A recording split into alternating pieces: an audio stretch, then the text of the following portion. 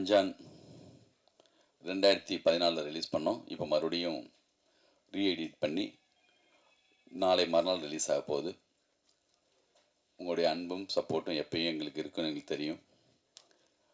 நீங்கள் கொஞ்ச நேரத்தில் படத்தை ஸ்டார்ட் பண்ணி நீங்கள் படம் பாருங்கள். நான் பேசுகிறத விட உங்கள்கிட்ட கொஸ்டின்ஸ் இருந்துச்சுன்னா அதுக்கு பதில் சொல்லிவிட்டு நம்ம ஷோ ஸ்டார்ட் பண்ணலான்னு இருக்கேன். Please sir. வணக்கம் சார். வணக்கம். வாழ்த்துக்கள். நன்றி. கவிதா கவிதா அவளை ஒண்டி தான் தெரியுமா? எல்லா பெண் வாய்ஸும் கவிதா மாதிரி தான் இருக்கு. எடிட்டர் எவ்வளோ பண்ணியிருக்கேன் சார்? ரீஎடிட்னா எவ்வளோ நிமிஷம் பண்ணியிருக்கேன் அண்ட் வை? ஒரு 2 hours 36 minutes இருந்துச்சு. அதில் ஒரு 36 நிமிஷம் குறைச்சிருக்கு. 2 மணி நேரம் படம். இப்போது ஒரு படத்துடைய லென்த்து குறைச்சிட்டா மட்டுமே ஒரு படம் எப்பயுமே நல்லா வந்துடாது. நம்மளுடைய நோக்கமும் லென்த்து குறைக்கிறது மட்டும் இல்லை. நீங்கள் படம் பார்த்தா தெரியும். ஃபஸ்ட் வெர்ஷனுக்கும் இப்போக்கும் ஒரு சின்ன சேஞ்ச் பண்ணியிருக்கோம். அது நீங்கள் பார்ப்பீங்க லைட்டாக. இப்போ சூர்யா இல்லை, சூர்யா மட்டும்தான் இருக்கார் சார். படம் ரீரிலீஸ் சூர்யா சார் சம்மந்தம்லாம் என்ன சொன்னாங்க? அவங்கள்ட்ட பேசுனீங்களா? சிவகுமார் சார் அப்புறம் அம்மா எல்லாம் வந்து படம் பார்த்தாங்க. அவர் வந்து ஊட்டியில் இருக்காங்க சாரு. இன்னும் வந்து ஒரு படம் பார்க்கல. நான் கேட்டிருக்கேன் நாளைக்கு ஏதோ டயத்தில் பார்க்கலாமான்னு சொல்லி. சந்தர்ப்பம் அமைஞ்சால் நாளைக்கு இல்லை ரிலீஸுக்கு பிறகு பார்ப்பாங்க. சார், நீங்களே பல படங்கள் கொடுத்துருக்கீங்க, ஹிட்டும் கொடுத்துருக்கீங்க. ஏன் இவ்வளோ கேப்பு? ஏன் இந்த படத்தை ரீரிலீஸ்க்கு வரணும்? அடுத்த புதுசாக நீங்களே இறங்கலாமே சூர்யா வச்சு. நம்ம கேப்புனா வாரியர் இப்போ தான் பண்ணோம். தெலுங்கில் பண்ணோம், தமிழில் டப் பண்ணோம். அடுத்து வந்து மகாபாரதம் பண்ணுறதுக்கான ஒரு சின்னதாக பெரிய ஒர்க்கில் இருந்தோம். அது கரெக்டாக ஆர்டிஸ்ட்டு பட்ஜெட் ரொம்ப பெருசு. 2 வருஷமாக அந்த ஒர்க்கில் இருந்தோம். அது ரொம்ப நாள் போயிட்டே இருக்குன்னு சொல்லிட்டு தான் டப்புன்னு வேற ஒரு படம் இப்போ ஸ்டார்ட் பண்ண போகிறேன். பிப்ரவரிலேருந்து ஷூட்டிங்கு. வித்யாசாகர் பையன் தான் ஹீரோவாக பண்ணுறாங்க. அது பிப்ரவரிலேருந்து ஷூட்டிங். ஏன் அதை கேட்குறீங்க? டப்பிங் பேசிகிட்டு இருக்காங்க. அவங்க விருப்பம் இருந்துச்சுன்னா எல்லா உரிமையும் உண்டு அவங்களுக்கு. Good evening sir. வணக்கம். ஆனந்தம், ரன் இந்த மாதிரிலாம் வந்து ஒரு சொசைட்டிக்கு ஏதோ ஒரு யூஸ்ஃபுல்லாக ஒரு ஸ்டோரி வருது சார். சூர்யா சார் இந்த படங்களுக்கு அப்புறமே வந்து வக்கீல் ரோலு, போலீஸ் ரோலு, இப்போ ப்ரெசண்ட்டாக இப்போ வக்கீல் ரோலாம் நடிச்சிட்டு இருக்காரு சார். இது வந்து ஒரு கேங்ஸ்டர் படத்தை இவ்வளோ வருஷம் கழிச்சு ரீரிலீஸ் பண்ணுறீங்களே சார். நீங்கள் வேறு மாதிரி ஒரு ஸ்டோரி எடுத்து பண்ணணும்னு திங்கிங் இருந்துச்சு சார். சார் கேங்ஸ்டர் படத்தை ரிலீஸ் பண்ணுறதுக்கு அவர் என்ன சொன்னார் சார்? சினிமாவில் ஒரு பெப்பியான ஒரு மூடான ஒரு நான் விரும்புகிற மாதிரியான ஒரு ஜாலியான ஒரு கேங்ஸ்டர்ஸ் படம்.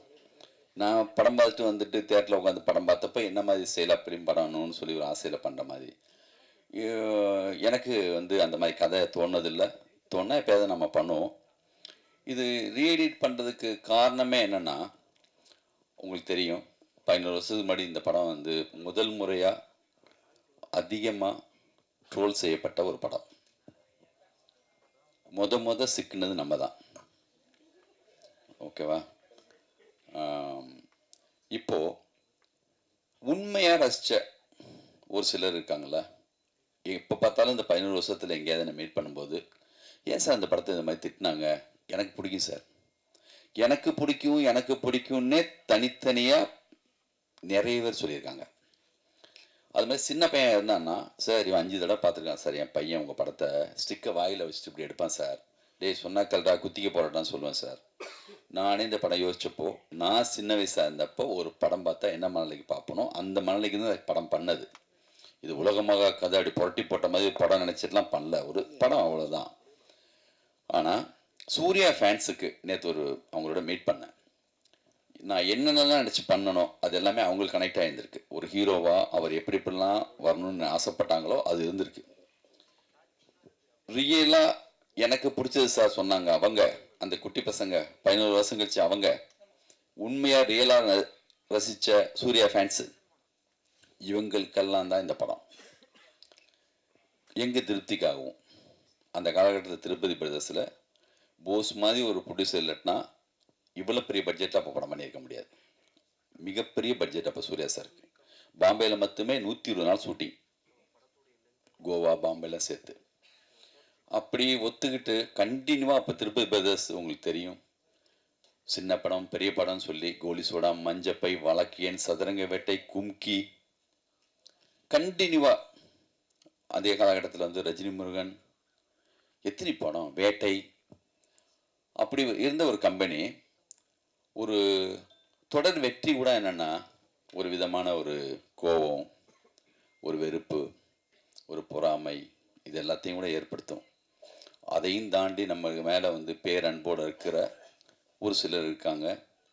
நம்மளுடைய அன்பு, எனர்ஜி, உழைப்பு இதெல்லாம் வச்சு அதெல்லாம் நம்ம முறியடிக்கிறதுக்கான ஒரு ஒர்க்கு தான் நம்ம பண்ணிகிட்டே போகணும். நான் நம்மளை அப்படி அடித்தவங்க இப்போ தயவுதாட்சியமே இல்லாமல் எல்லாருமேலேயும் அது இருக்குது. உன்னை விட நான் எவ்வளோ பெரிய கெட்ட வார்த்தை பயன்படுத்துகிற ரேஞ்சுக்கு ஆகிட்டாங்க. எனக்கு பயமே இல்லை. இப்போது என்ன தெரியுமா, 11 வருஷத்துக்கு முன்னாடி இதை விட பெரிய கெட்ட வார்த்தை புதுசாக பயன்படுத்த போவதில்லை. இப்போ சிலர் வந்து போடுறாங்க, டே நீ மறுபடியும் தோக்குறதுக்கு இன்னொரு தடவை ரிலீஸ் பண்ணுறியான்னு. இது வெற்றி தோல்விக்காகவே நான் யோசிச்சு வரல. இது எங்கள் நாங்கள் விரும்பினோம். நாங்கள் ரொம்ப பிடிச்சி தான் இந்த படத்தை எடுத்தோம். ஒரு படம் நம்ம நினச்ச மாதிரியே 2 மாதிரி மாறலாம், ஆனந்த மாதிரி ஆகலாம், சண்டைக்கோழி மாதிரி ஆகலாம், நம்ம கையில் இல்லை. ஒரு வேலை செய்கிறோம், அது எவ்வளவுக்கு போகுதுங்கிறது ஆடியன்ஸ்கிட்ட வந்த பிறகு தான் தெரியும்.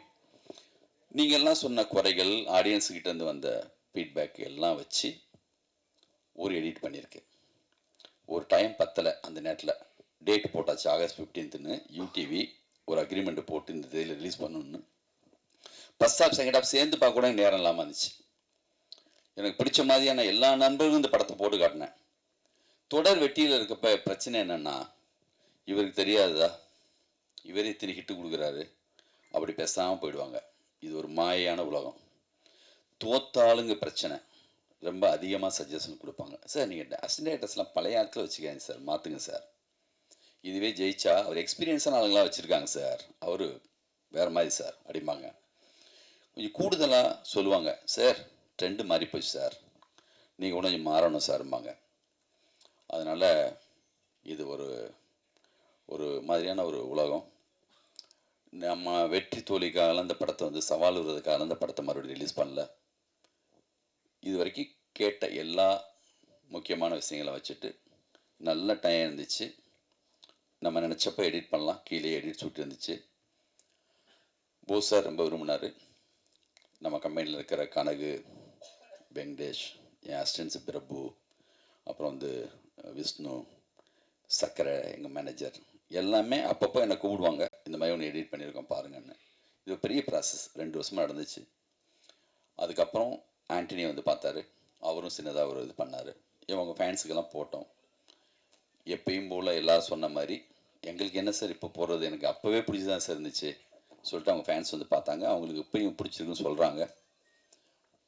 பார்க்கலாம். இதுக்கப்புறம் உங்கள்கிட்ட நான் இந்த பொறுப்பை படைக்கிறேன். நீங்கள் படம் பாருங்கள், நிச்சயமாக உங்களுக்கு பிடிக்கும்னு நம்புகிறேன். நீங்கள் தான் இன்னும் சரியாக எடுத்துகிட்டு போகணும் இதை.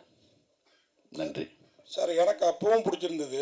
எனக்கு கூட நீங்கள் சொன்ன மாதிரி அந்த ட்ரோல் தான் இந்த படம் அப்போ அந்த அளவுக்கு ஜெயிக்காமல் போனதுக்கு காரணமோன்னு ஒரு சந்தேகம் இப்போ வருது நீங்கள் சொல்கிறப்போ. ஏன்னா அவ்வளோ நல்லா இருந்தது. நான் இப்போ ஒரு டெய்லி பேப்பரில் ரிவ்யூ எழுதுனா அவ்வளோ பிரமாதமாக இருந்தது. இப்போ ஒருவேளை இப்போ இந்த 36 நிமிஷம் குறைச்சி இப்போ ஹிட் ஆச்சுன்னா அஞ்சான் பார்ட் 2 வருமா? முதல்ல இது வரட்டும். அதுக்கு அதை கேட்குறேன். அதே மாதிரி ஆனந்தம், ரன், சண்டைக்கோழி இந்த படங்கள்லாம் விட்டு அஞ்சான் இப்போ ரீரிலீஸ், அதாவது எடிட் பண்ணி ரிலீஸ் பண்ணுற ரீசன் என்ன சார்? அதான் சொன்னேனே, இவ்வளோ நேரம் சொன்ன காரணம் அதுதான். உண்மையிலேயே எனக்கு பிடிச்ச படம் அது. சார் வணக்கம் சார். வணக்கம். தொடர்ந்து வந்து ரஜினி, கமல், விஜய், அஜித், சூர்யா போன்ற படங்களை வந்து சின்ன படங்கள் வீக்லி 10 படம் வருது. அந்த சூழலில் வந்து நீங்கள் தொடர்ந்து ரிலீஸ் பண்ணுறாங்க, நீங்களும் அந்த வரிசையில் பண்ணுறீங்க. இது வந்து சின்ன படங்கள் வந்து இந்த படங்களை ரிலீஸ் பண்ணுறதுனால பாதிக்கப்படாதா? இப்போ எந்த சின்ன படம் வருதுங்க? தொடர்ந்து வீக்லி 10 படங்கள் வந்துட்டு இருக்கு சார். அது சின்ன படம் பெரிய படம் ரெண்டும் வந்துட்டு தான் இருக்கும். இப்போ இல்லை, அழகி படத்தப்பயே அவர் சொன்னார், என் சின்ன படத்துக்கு தேர் தர மாட்டேங்கிறான் தங்கர் பச்சான். எல்லா காலகட்டத்தையும் இதுதான் இருக்கும். பெரிய படம் சின்ன படம் தேட்டர் வந்த பிறகு தானே. நீங்கள் பட்ஜெட்டை வச்சு சொல்கிறீங்களா? யாரும் முடிவு எடுக்கிறது? அதை ஃபேமிலி இப்போ அந்த டூரிஸ்ட் ஃபேமிலி வந்துச்சு, அது சின்ன படமா பெரிய படமா? அதே காலகட்டத்தில் மிகப்பெரிய படம் கூட வந்திருக்கும்.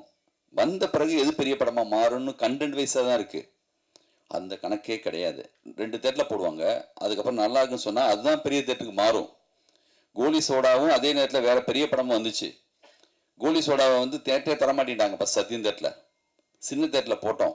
ஒரு வாரம் கழிச்சு அந்த பெரிய படம் சொன்னப்பட்ட படம் சின்ன தேட்டருக்கு வந்துச்சு, நம்ம படம் பெரிய தேட்டருக்கு போச்சு. சதுரங்க வெடி கூட அப்படி தான். அதனால் வந்து என்னென்னா, சின்ன படம் பெரிய படங்கிறது தேட்டருக்கு வந்ததுக்கு பிறகு தான். ஒரு ஷோ ஒரு தேட்டரில் ஓடினா கூட அவன் தெரிஞ்சிடும், சார் அந்த படம் ஃபுல்லாக தான் சார், நம்ம தேட்டருக்கு மாற்றிக்கலாமா அப்படி மாற்றிடுவாங்க. லோக்கான ஒரு படம் மலையாளத்துலேருந்து, ஒரு போஸ்ட் கூட கிடையாது, எந்த விளம்பரமும் இல்லை, யார் இருக்கா ஹீரோ, அந்த மாதிரி படங்கிறது சின்ன படம் பெரிய படம் இந்த கணக்கெல்லாம் கிடையாதுங்க எனக்கு தெரிஞ்சு.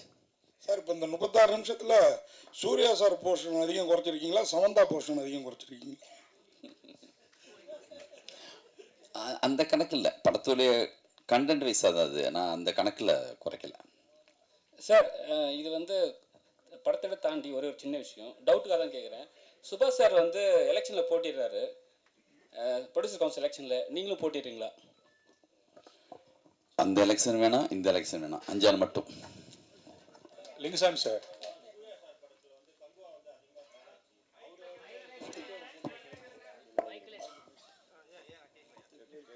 அஞ்சானுக்கு பிறகு வந்து கங்குவா தான் அதிகமாக ட்ரால் ஆச்சு சார். அதனால சூர்யா சாரை வந்து டார்கெட் பண்ணி ஒரு குரூப் இருக்கு அப்படின்னு. அப்படி எனக்கு பர்டிகுலராக சொல்ல தெரியல. ஒரு மிக சரியான படம் வந்தால் நான் பர்சனலாக சொல்கிறேன், நான் இந்த படம் இல்லாமல் டார்கெட் பண்ணி ட்ரோல் பண்ண படமாக அந்த நேரத்தில் ரன்னு வந்துருந்துச்சுன்னா, சண்டைக்கோழி வந்துருந்துச்சுன்னா, இவங்க என்ன பண்ணாலும் படத்தை நிறுத்தியிருக்க முடியுமா? ஜனங்க பார்த்துட்டே தான் இருந்திருப்பாங்க. நம்மளும் சின்னதாக மிஸ்டேக் பண்ணியிருக்கோம், நான் அதை 100% ஒத்துக்கிறேன். அதில் 100% மிக சரியான படத்தை நான் பண்ணிவிட்டு அதை வந்து எல்லாருமே திட்டாங்க அப்படி பழி போட நான் விரும்பலை. நம்ம செயலையும் மிஸ்டேக் இருக்குது. அந்த மிஸ்டேக்கை அவங்க கண்டுபிடிச்சி இந்த பாருங்க அது சொல்லி பர்சனலாக எடுத்துகிட்டு போய் அவங்களுக்கு சந்தோஷம் வேணும்ல. ஒரு ஆள் தொடர்ந்து ஜெயிக்கும்போது அவங்களால என்ன பண்ண முடியும், பாவம். அதனால் வந்து நானும் தப்பு பண்ணியிருக்கேன், அந்த தப்பை பல மடங்காக அவங்களும் ஆக்கிட்டாங்க. இப்போ அப்போது நம்மளை மட்டும் நினச்சோம், பேசாமல் ஒதுங்கி எல்லாமே வந்து யாரும் எதுவும் பண்ண முடியாது. எனக்கு சப்போர்ட்டாக வந்து வெங்கட் பிரபு கூட திட்டு இருந்துச்சு. அப்போது இந்த மாதிரி காலகட்டத்தில் எனக்கு பிடிச்ச மிக முக்கியமான டைரக்டரை அப்படி அடிக்கும்போது கூட நானும் உள்ளே போய் எந்த சப்போர்ட் பண்ண முடியாது. ஏன்னா முகம் தெரியாதவங்களோட எப்படி சண்டை போடுறது. இப்போது மணிரத்ன படம், சங்கர் சார் படம் எவ்வளோ பெரிய வேலை செஞ்சுருந்தாலுமே இதை சிக்காதவங்களே இல்லை. எல்லாருடைய மரியாதையையும் ஒன்றும் இல்லாமல் ஆக்கணும், இன்னும் பெரிய வார்த்தைகளை பயன்படுத்தணும் அப்படின்னு நினைக்கிறாங்க. இந்த நெகட்டிவிட்டி வந்து தயவு செஞ்சு, சினிமா இருந்தால் தான் நம்ம எல்லோரும் இருக்க முடியும். ஒரு எஸ்பிலிம்ஸ் சங்கர் சார் இருக்கும்போது அவ்வளோ நியூ டைரக்டர்ஸ் இன்ட்ரடியூஸ் பண்ணார். திருப்பதி பேஸ் இருந்தால் தான் ஒரு கோலி சோடா, வழக்கேன் மாதிரி படங்கள் வரும். மெட்ராஸ் ஆக்ஸ் இருந்தால் அவர் கொஞ்சம் படங்கள் பண்ணுவார். நல்ல சரியான மனநிலையில் இருக்கிற, சரியாக சினிமாவை நேசிக்கிற அவங்க இங்கே இருக்கணும் கண்டிப்பாக. எல்லா படமும் நல்ல படம் உலகம் மொத்தம் எந்த டைரக்டருமே எடுத்ததில்லை. நம்ம ஒரு ட்ரை பண்ணுறோம், ஒரு முயற்சி எடுக்கிறோம், நல்ல படம் எடுக்கக்கூடாதுன்னு நினச்சி யாரும் எடுப்போமா? இந்த வேலையை மட்டும் ஸ்கிரிப்டு சொல்லாமல் காசுக்காகவோ பணத்துக்காகவோ ஒரு நிமிஷம் கூட, ஒரு ஷாட் கூட யாராலையும் எடுக்கவே முடியாதுங்க. நாங்களே ஏமாந்துடுறோங்க. உங்களை ஏமாத்துறதுக்காக படம் எடுக்கிறது இல்லை. ஒரு டயத்துக்கு பிறகு எனக்கே படம் போட்டு பார்க்கும்போது தெரியும். அதனால் வந்து என்னென்னா, நம்ம கையில் அது இல்லை. அது ஒரு மேஜிக். அது அமைஞ்சு அப்படி எல்லாம் வரணும். அப்படி வர்ற படங்கள் வந்து 100% போயிடுது. இந்த மாதிரி சில படங்கள் வந்து அப்படி ஆகுது. பார்க்கலாம், இந்த வாட்டி ரிலீஸ் பண்ணுறோம்ல, இது ஒரு அனுபவம். இது வெற்றி தோல்வியெல்லாம் தாண்டி அந்த நான் சொன்ன அந்த லிஸ்ட்டில் இருக்கிற அவங்களுக்காக அந்த படம் அதான். Sir sir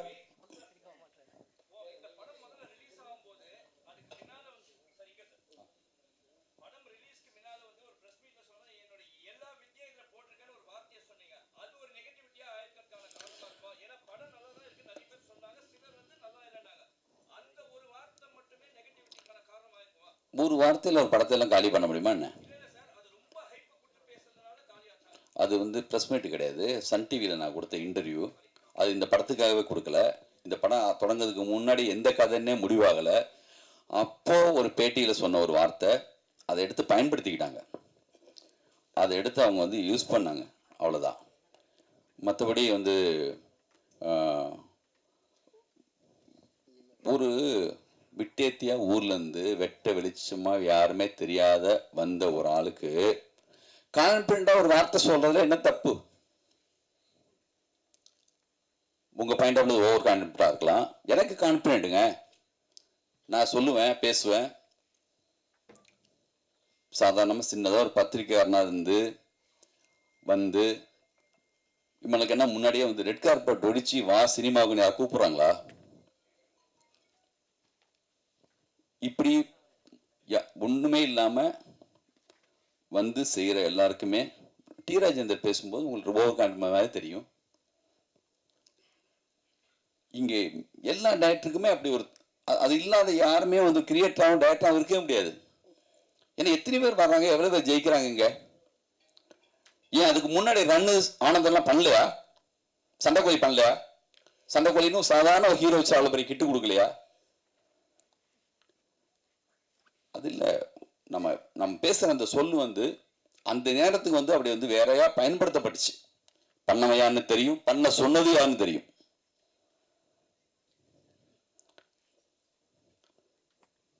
sir sir sir sir இங்கே சார் ஒரு தடவை எடிட்டர் மோகன்கிட்ட இன்டர்வியூ பண்ணும்போது சொன்னார் சார், அவர் அதிசய பறவைகள்னு ஒரு படத்தை நான் ரிலீஸ் பண்ணேன், அது வந்து சரியாக போகலை, உடனே இன்டர்வலுக்கு அப்புறம் உள்ளது முன்னாடி போட்டு இன்டர்வலுக்கு அப்புறம் பின்னாடி போட்டேன், ஆர்டரை மாற்றினேன், அதனால் அது சக்ஸஸாக போய் கலெக்ஷனில் ரொம்ப சூப்பராக போச்சுன்னு சொல்லியிருந்தேன். அதே வழி அந்த ஜிம்கான வேலை இதில் பண்ணியிருக்கலாம் சார். நீங்கள் பாருங்க, இவரை நான் மறக்கவே முடியாது என் லைஃப்பில், இவரை மறக்கவே மாட்டேன் என் லைஃப்பில்.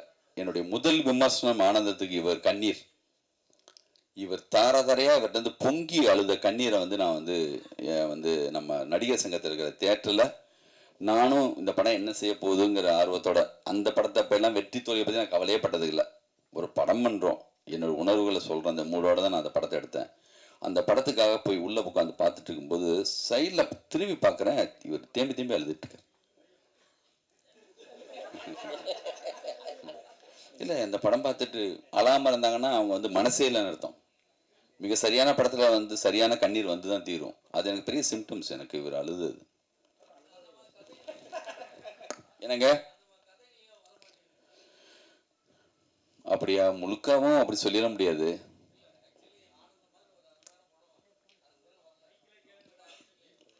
ஏன் டைரக்ஷன் வரல, அதை சொல்லுங்க, ஒத்துக்கிறேன், பண்ணுவோம், பார்ப்போம். லிங்குசாமி சார், ரீ-ரிலீஸ் எல்லாமே போடுவாங்க, நீங்கள் இப்போ சமீபமாக எடிட்டிங் ஏதாவது கற்றுட்ருக்கீங்களா? ஏன்னா எடிட்னு சொல்லி ஒரு ஸ்டார்லாம் கொடுத்துருக்கீங்க பேனர்லேயே. எடிட்டு நான் வந்து நம்ம வந்துங்க நம்மளுக்கு நம்மளே எல்லா வேலையும், நான் என்ன கேமராமேனா, நான் என்ன வந்து லிரிக் ரைட்டரா, நான் என்ன மியூசிக் டைரக்டரா, நான் என்ன எடிட்டரா, எல்லாமே கொஞ்சம் கொஞ்சம் தெரிஞ்சவன் தான் டைரக்டர். நம்ம கூட இருக்கிற எடிட்டர்ஸ் வச்சு தான் பண்ணியிருக்கோம்.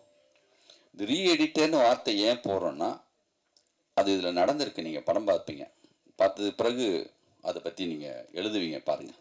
லிங்குசாமி சார் எல்லாரும் என்ன சொல்கிறாங்கன்னா, லிங்குசாமி சார் வந்து பெரிய கிரியேட்டரு, ஆனந்தம் படம் அவ்வளோ பெரிய ஹிட்டு, ரன் அவ்வளோ பெரிய ஹிட்டு, அவ்வளோ பெரிய படைப்பாளி இருந்தார், அவர் தயாரிப்பாளர் ஆனனால தான் அவருடைய அந்த உழைப்பு, அவருடைய இதெல்லாம் வந்து வேறு இதுக்கு போயிட்டு நிறைய ப்ரெஷர்னால வந்து அவருடைய கிரியேட்டிவிட்டி மாறிட்டு அப்படிங்காங்க.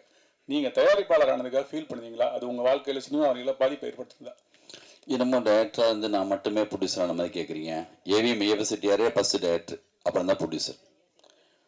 நம்ம இவர் வந்து Sridhar sir, Balachander sir, Kavithalaya, Mani Ratnam sir, Madras talkies, India மொத்தமும் உலகம் மொத்தமும் நல்ல படம் எடுக்கிற, சினிமாவை நேசிக்கிற, ரெண்டு வெவ்வேறு இல்லை, ரெண்டு ஒன்று தான். தம்பி உடையான் படைக்கு அஞ்சான். இன்னைக்கு அஞ்சான் அன்னைக்கு சொல்லணும்னா போஸ் பற்றி தான் சொல்லணும். அவர் இருக்காரு பக்கத்துலேயே, எல்லாத்தையும் அவர் பார்த்துக்கிறாரு. அதனால் வந்து எனக்கு எந்த சிரமம் அவர் கொடுக்கறது இல்லை, என்னுடைய எந்த திங்கிங்கும் அவர் தடை போடுறது கிடையாது. அவர் இருக்கிறதுனால பண்ணுறோம்.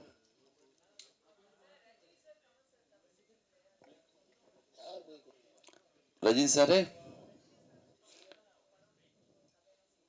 நானா? நான் எங்க சொன்னேன்? கவிதா, எந்திரிச்சு நல்லா சத்தமா கேளுங்க. சத்தமா கேட்கல.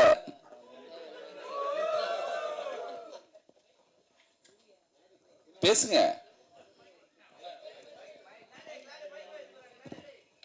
சரி, படம் போடணும், இதோட கடைசியாக வச்சுக்கலாமா கொஸ்டின் ப்ளீஸ்? சார் நீங்க வந்து ரஜினி சாருக்கும் கமல் சாருக்கும் கதை சொல்ல போறதா ஒரு தகவல் இருந்துச்சு. அவங்கள வச்சு படம் பண்ண போறத பத்தி உங்களுடைய கருத்து என்ன? இப்ப வரக்கூடிய யங் டைரக்டர்ஸ் பார்க்கும்போது என்ன தோணுது உங்களுக்கு? அது யார் சொன்னது நான் அவங்க 2 பேருக்கு கதை சொல்ல போகிறேன்னு? ரஜினி சாரே சொன்னாரா? தேவாவே சொன்னாரா? இல்லை, அப்படி கதை என்கிட்ட இருந்தால் கண்டிப்பாக நானும் போய் சொல்லுவேன். அதை பற்றி ஒன்றும் இல்லை. அப்படி ஒரு ஸ்கிரிப்ட் என்கிட்ட இல்லை.